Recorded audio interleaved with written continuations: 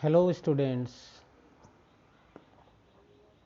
आपका आज के इस ई क्लास में स्वागत है। मैं कक्षा 8 में पढ़ने वाले छात्र छात्राओं का एक बार पुनः स्वागत करता हूं। पिछले दिनों हिंदी अध्ययन में हमने पहला पाठ लिया था ध्वनि। इसमें इस पाठ को हमने 2 भागों में विभक्त कर अध्ययन करने का वादा किया था आपसे। तो आज हम दूसरा भाग शुरू करेंगे। इसका पहला जो भाग था हमने लिया था शुरू से, अभी ना होगा मेरा अंत, अभी अभी ही तो आया है मेरे वन में मृदुल बसंत, अभी ना होगा मेरा अंत। हरे हरे ये पात, डालिया कलिया कोमल गात, मैं ही अपना स्वप्न मृदुल कर, फेरूंगा निद्रित कलियों पर, जगा एक प्रत्युष मनोहर। यहाँ तक हमने अध्ययन कर लिया था। इसका संदर्भ सहित अर्थ, कठिन शब्दों का अर्थ, प्रश्नोत्तर, कुछ प्रश्नोत्तर हमने आपको बताया था। आज इसका जो दूसरा भाग है, इसका दूसरा भाग आप देखिए। पुष्प पुष्प से तंद्रालस, लालसा खींच लूंगा मैं, अपने नवजीवन का अमृत सहर्ष सींच दूंगा मैं। द्वार दिखा दूंगा फिर उनको, है मेरे वे जहां अनंत, अभी ना होगा मेरा अंत, अभी ना होगा मेरा अंत। सूर्यकांत त्रिपाठी निराला। कुछ पंक्तियां जो रह गया था, आज के इस पार्ट में हम इसका अध्ययन करेंगे। तो सबसे पहले देखिए कुछ कठिन शब्दों का अर्थ।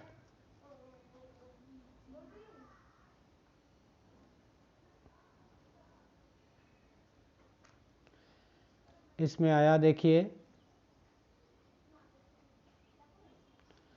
पुष्प पुष्प से शब्द आया, पुष्प पुष्प से। पुष्प माने फूल, अर्थात फूल फूलों से, फूलों फूलों से। नेक्स्ट शब्द आया तंद्रालस। तंद्रा यानी कि नींद, नींद से बोझिल या नींद से अलसाया सा। नेक्स्ट शब्द लालसा। लालसा का माने लालच या इच्छा। खींच लूंगा, कविता के अनुसार खींच लूंगा, इसका माने निकाल लूंगा। नेक्स्ट शब्द आया नव। नव माने होता है नवीन, नवीन या नया। अमृत, अगला शब्द आया अमृत। पीयूष, सुधा,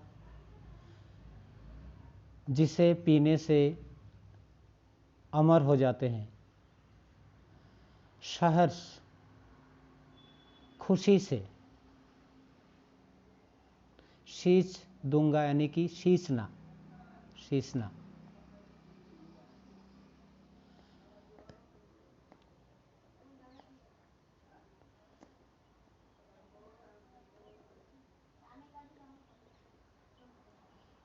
फिर शब्द आया द्वार दिखा दूंगा फिर उनको, है मेरे जहां अनंत, अभी ना होगा मेरा अंत। इसमें शब्द आया द्वार। द्वार, द्वार तो दरवाजा होता है, लेकिन रास्ता।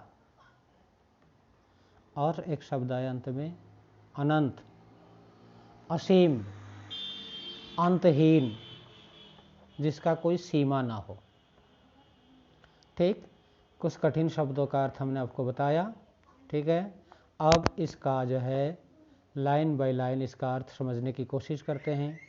पुष्प पुष्प से तंद्रालस, लालसा खींच लूँगा मैं, अपने नवजीवन का अमृत शहर सींच दूंगा मैं, द्वार दिखा दूंगा फिर उनको, है मेरे वे जहाँ अनंत, अभी ना होगा मेरा अंत, अभी ना होगा मेरा अंत। इन पंक्तियों के माध्यम से कवि फूलों के माध्यम से कहते हैं, फूलों की उनिंदी आँखों से आलस्य हटाकर उन्हें चुस्त व जागरूक बनाना चाहता है। कवि फूलों की उनिंदी आँखों से आलस्य हटाकर उन्हें चुस्त व जागरूक बनाना चाहता है। अपने नवजीवन का अमृत शहर से सींच दूंगा मैं, अर्थात वह अपने जीवन के अमृत से उन्हें सींच कर हरा भरा करना चाहता है। आगे की पंक्तियों में, द्वार दिखा दूंगा फिर उनको, है मेरे वे जहाँ अनंत, अभी ना होगा मेरा अंत। कवि का मानना है कि उसका अंत अभी बहुत दूर है। कवि प्रत्येक फूल को अनंत काल तक खिला हुआ बनाना चाहता है, इसलिए कवि कहते हैं कि उनका अंतिम समय अभी नहीं आया है। इन पंक्तियों के माध्यम से कवि उन युवाओं को, उन जो बुझे हुए लोग हैं, अर्थात निराशा से भरे हुए लोग हैं, उस युवा पीढ़ी को आगे बढ़ाने के लिए कहते हैं कि उनमें जो आलस्य हैं उस आलस्य को हटाना है, चुस्त दुरुस्त होना है, जागरूक बनना है और अपने जीवन में अमृत लाकर, यानी कि अच्छी खुशी लाकर, अमृत जैसे यानी कि अमृत से सींच कर उसको हरा भरा करना है जीवन को। अभी बहुत सारे काम करने हैं, अभी अंतिम समय नहीं है। कभी युवा पीढ़ी को ये संदेश देना चाहता है कि अभी आलस्य करने का समय नहीं है, जागो और आगे बढ़कर बहुत कुछ करना है, आगे बढ़ना है, जीवन में सफलता प्राप्त करना है और अनंत काल तक ये काम करते जाना है। अभी अंतिम समय नहीं है, अर्थात अभी अंतिम समय नहीं आया है। तो ये आपके कुछ यानी कि संदर्भ सहित अर्थ मैंने बताया, ठीक है। अब कठिन शब्द का माने आपने जान लिया, संदर्भ सहित अर्थ जान लिया, ठीक है। अब कुछ प्रश्न, पाठ के अनुसार प्रश्न, 2 प्रश्न आप पहले कर चुके हैं। पहला प्रश्न था, कवि को ऐसा विश्वास क्यों है कि उनका अंत अभी नहीं होगा, ये आपको बताया था, आपने लिखा भी है। फूलों को अनंत तक विकसित करने के लिए कवि कौन कौन सा प्रयास करता है, इसको भी आपने लिख लिया। अब तीसरा प्रश्न है, कवि पुष्पों की तंद्रा और आलस्य दूर हटाने के लिए क्या करना चाहता है। ये तीसरा प्रश्न, आज ये तीसरे प्रश्न से हम शुरू करेंगे, चूँकि 2 प्रश्न आप पहले कर चुके हैं, ये हमारा तीसरा प्रश्न है, ठीक। तीसरा प्रश्न एक बार फिर से सुनिए, कवि पुष्पों की तंद्रा और आलस्य दूर हटाने के लिए क्या करना चाहता है। तो आज जो पाठ हमने लिया, इस पाठ के आधार पर इसका उत्तर आप बना सकते हैं, ठीक है। थोड़ा सा हमने और प्रयास किया है, देखिए, पुष्पों की तंद्रा और आलस्य दूर हटाने के लिए कवि क्या करना चाहता है, इसको देखिए ज़रा। इसका उत्तर कुछ इस प्रकार से बनाना है, कवि पुष्पों की तंद्रा, कवि पुष्पों की तंद्रा और आलस्य दूर हटाने के लिए उन्हें, यानी कि अपने कोमल हाथ फेर कर उन्हें जगाना चाहता है, उन्हें चुस्त, प्राणवान, आभावान व पुष्पित करना चाहता है, ताकि वे बसंत के सौंदर्य को और भी मनोहारी बना दे। कवि नींद में पड़े युवकों को प्रेरित करके उनमें नए उत्कर्ष के स्वप्न जगा देगा, उनका आलस्य दूर भगा देगा तथा वह उनमें नए उत्साह का संचार करना चाहता है। उत्तर कुछ इस टाइप से बनाना है आपको, ठीक है। नेक्स्ट क्वेश्चन,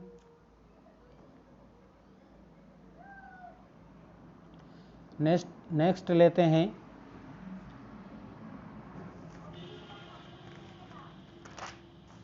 बसंत को ऋतुराज क्यों कहा जाता है, आपस में चर्चा करना है। बसंत को ऋतु यानी कि ऋतुओं का राजा, आपको पता होगा ऋतुएं कितनी होती है, 6, ग्रीष्म, वर्षा, शरद, हेमंत, शीत, बसंत। तो ये बसंत ऋतु जो है ऋतुओं का राजा कहा जाता है, क्योंकि ऐसा यानी कि प्रकृति में ऐसा मनोरम दृश्य, ऐसा सुंदर स्थिति प्रकृति में छा जाता है कि केवल मानव ही नहीं, सभी जीव जंतु प्राणवान हो जाते हैं। तो इसका उत्तर कुछ इस टाइप से आप बना सकते हैं। देखिए स्क्रीन पे आप देख रहे हैं। बसंत को ऋतुराज कहा जाता है क्योंकि यह सभी ऋतुओं का राजा है। इस ऋतु में प्रकृति पूरे यौवन पर होती है। इस ऋतु के आने पर सर्दी कम हो जाती है, मौसम सुहावना हो जाता है। इस समय पंचतत्व अपना प्रकोप छोड़कर सुहावने रूप में प्रकट होते हैं। पंचतत्व जल, वायु, धरती, आकाश और अग्नि सभी अपना मोहक रूप दिखाते हैं।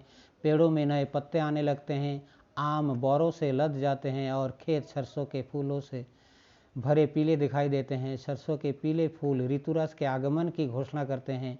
खेतों में फूली हुई सरसों पवन के झोंकों से हिलती है, ऐसी दिखाई देती है मानो सामने सोने का सागर लहरा रहा हो। कोयल पंचम स्वर में गाती है और सभी को कुहू कुहू की आवाज़ से मंत्र मुग्ध करती है। इस ऋतु में उसकी छटा देखते ही बनती है। इस ऋतु में कई प्रमुख त्यौहार मनाए जाते हैं, जैसे बसंत पंचमी, महाशिवरात्रि, होली। ये बसंत ऋतु के उत्सव है। तो इस प्रकार से इसका आप उत्तर बनाएंगे, ठीक। अब नेक्स्ट क्वेश्चन लेते हैं। बसंत ऋतु में आने वाले त्योहारों के विषय में जानकारी एकत्र कीजिए और किसी एक त्यौहार पर निबंध लिखिए।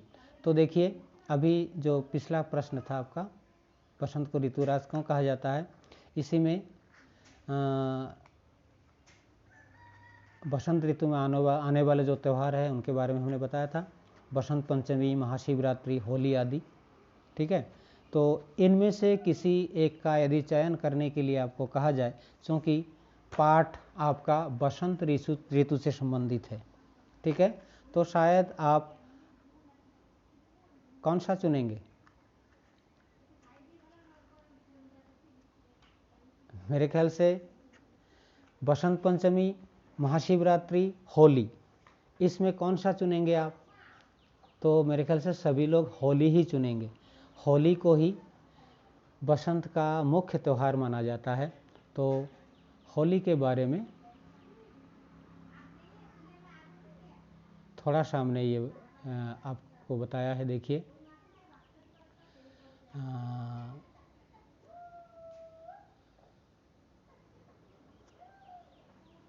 बसंत ऋतु का समय फाल्गुन, चैत और वैशाख माह के आरंभिक दिनों अर्थात मार्च अप्रैल में होता है। इसकी अवधि लगभग 2 महीने होती है।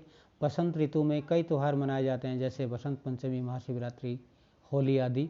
तो इसमें आपको यदि कोई भी चुन सकते हैं, लेकिन मेरे ख्याल से होली बसंत के प्रतीक है, तो होली का चुनाव करना सर्वथा उपयुक्त होगा। तो ये होली पर थोड़ा सा हमने यहाँ लिखा है। यदि इसको पूरा डिटेल्स बताने जाऊँ तो वीडियो बहुत लंबी हो जाएगी, तो वीडियो पॉज करके आप इसको देख लीजिएगा। इसमें से टॉपिक लेके आपको खुद लिखना होगा। जैसे ये होली पर हमने लिखा है,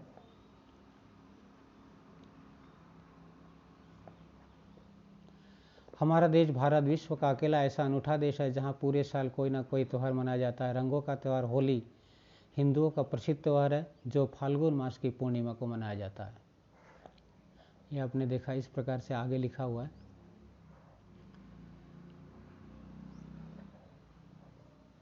यह त्यौहार रंग एवं उमंग का अनुपम त्यौहार है। जब बसंत अपने पूरे यौवन पर होता है, सर्दी के को विदा देने और ग्रीष्म का स्वागत करने के लिए मनाया जाता है। संस्कृत साहित्य में इस त्यौहार को मदनोत्सव के नाम से भी पुकारा जाता है। तो ये पूरा आप इसको लिखिएगा।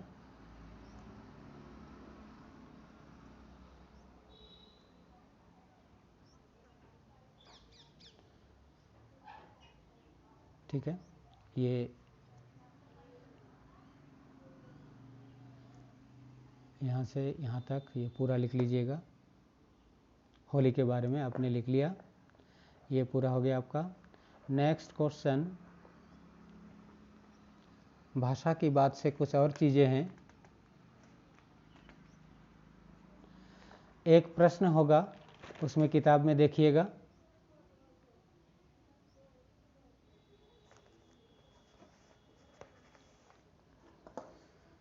ऋतु परिवर्तन का जीवन पर गहरा प्रभाव पड़ता है। इस कथन की पुष्टि आप किन किन बातों से कर सकते हैं?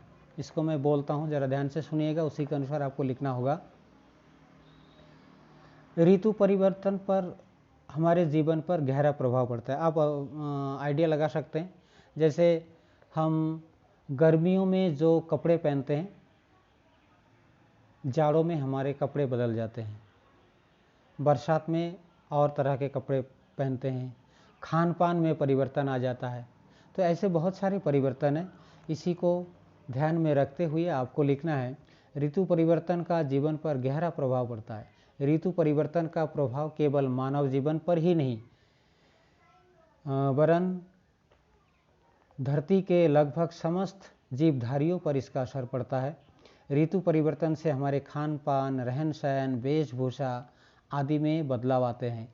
ऋतु परिवर्तन एक प्राकृतिक प्रक्रिया है जो नियमित अंतराल पर होता ही रहता है। सभी जीवधारी तथा वनस्पतियां इस परिवर्तन के आधार पर अपने आप को अनुकूलित कर लेते हैं। अब देखिए, जैसे जाड़ों में चींटियां दिखाई नहीं देती। क्यों? क्या वो मर जाते हैं? नहीं, बल्कि वो अपने बिलों में सूख जाते हैं। तो क्योंकि वो जाड़ों में जो है अपने बिलों में रहते हैं और वहीं वो साल भर, यानी कि और समय में खाद्य सामग्री, उनके भोजन अपने बिलों में इकट्ठा करते हैं और पूरा जाड़ा जो है बिलों में रहकर गुजरते हैं। ऐसे कई सारे जीव है, सांप वगैरह, वो भी जाड़ों में सूख जाते हैं। तो ऋतु परिवर्तन का गहरा प्रभाव हर जीवधारी पर पड़ता है। एक कविता है, एक कविता मैंने लिखा, जरा दिखाता हूँ आपको, आपके किताब में ही है।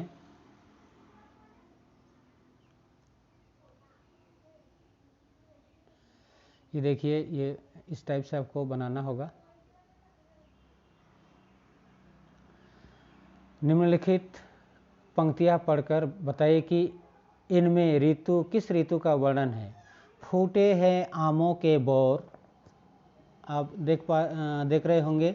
फूटे हैं आमों के बोर, भौर बन बन टूटे हैं, होली मची ठौर ठौर, सभी बंधन छूटे हैं। माने समझ में आ रहा है? फूटे हैं आमों के बोर, यानी कि आम के पेड़ों में बौर से लद गए हैं। आम के पेड़ बौर से, आम के फूल को बौर कहा जाता है, बौर से लद गए हैं। भौर बन बन टूटे, भौर का मतलब यहाँ सुबह नहीं बल्कि भौरा, ठीक। तो भौर बन बन यानी कि हर जगह, वनों में, खेत खलियानों में भौरे, जहाँ जहाँ फूल खिले हैं वहाँ टूट पड़े हैं, वहाँ मंडराने लगे हैं। होली मची ठौर ठौर, होली का त्यौहार मनाया जा रहा जगह। ठौर ठौर का माने होता है जगह जगह। ठौर ठौर का माने, ये ठौर ठौर का माने होता है जगह जगह। तो होली, जगह जगह होली मनाया जा रहा है। सभी बंधन छूटे हैं और इससे आपस में, यानी कि जिससे भी किसी से भी कोई द्वेष भावना, कोई विरोध की भावना किसी से है, वो सारे छूट गए हैं, ठीक है ना। सब आपस में मिल रहे हैं, ठीक है ना। सब पिछला बंधन टूटकर एक नए प्रेम रस से एक नए बंधन में बंधा जा रहा है। तो आप अनुमान लगा सकते हैं ये इसमें इन पंक्तियों में किस ऋतु का वर्णन है। क्या बरसात का, क्या शीत ऋतु का? शायद नहीं। आप पहचान रहे होंगे, ये बसंत ऋतु का वर्णन है।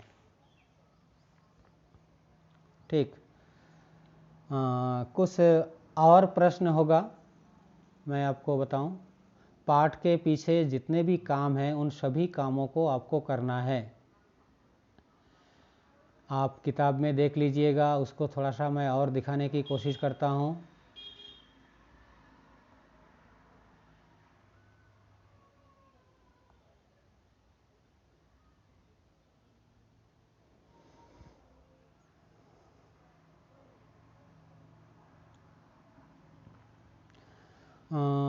पाठ में कहीं कहीं जोड़े वाला शब्द आया है,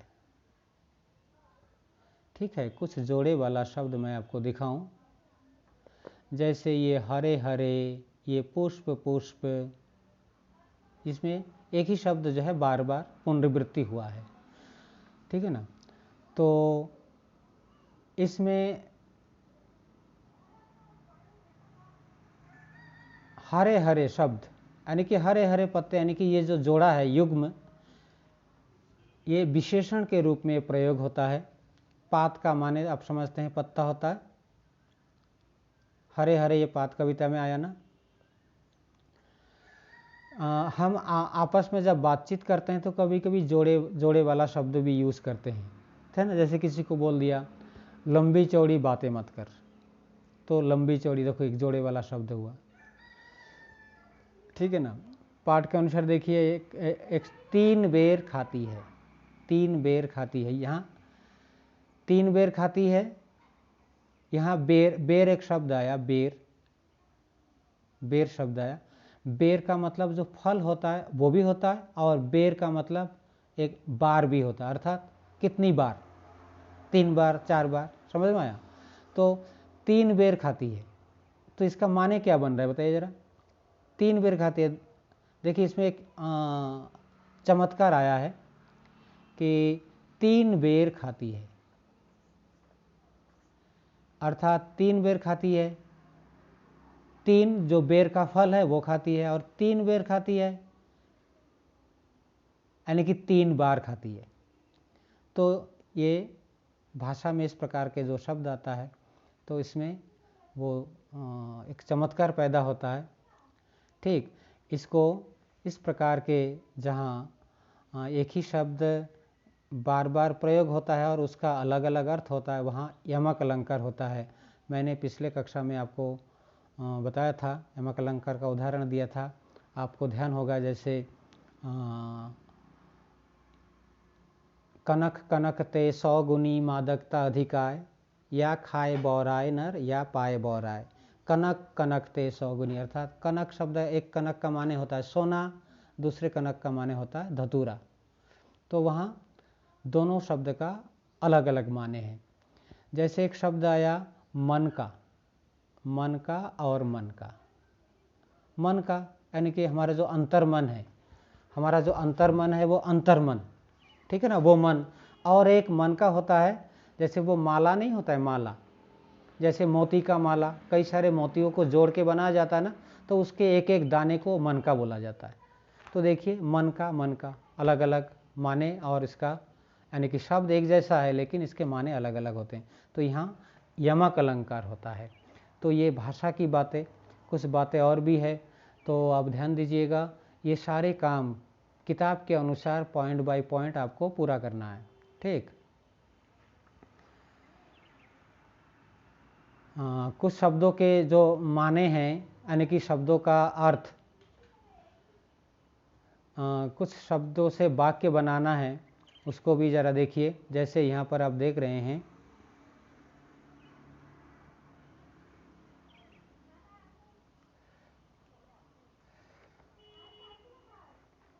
बातों बातों में शब्द है, बातों बातों में, इस दो शब्द है जोड़े वाला, इससे वाक्य बनाना। यहाँ बनाया गया है, देखिए, बातों बातों में कब घर आ गया पता ही नहीं चला, रह रह कर, कल रात से रह रह कर बारिश हो रही है।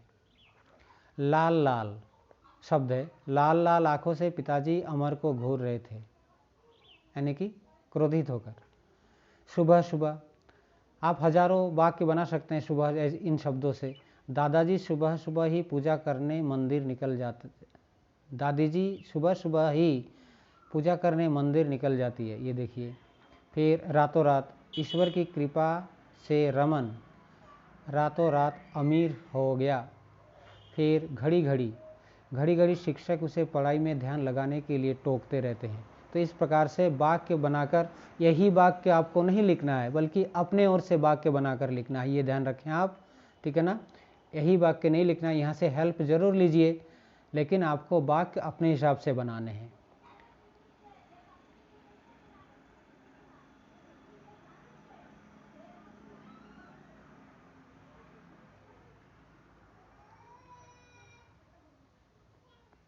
ये बसंत ऋतु से संबंधित कुछ चित्र मैंने इकट्ठा किया था, ये देखिए। सारे प्रकृति बिल्कुल फूलों से लद गए हैं, हरे भरे हो गए हैं। ये देखिए, प्रकृति पूरे यौवन पर है, फूल खिल गए हैं।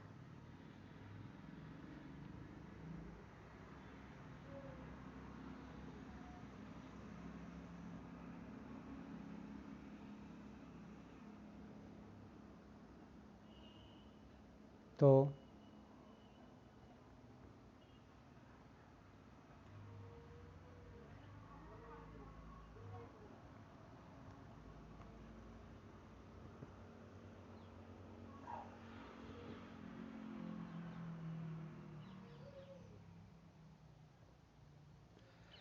आज का हमारा ध्वनि नामक पाठ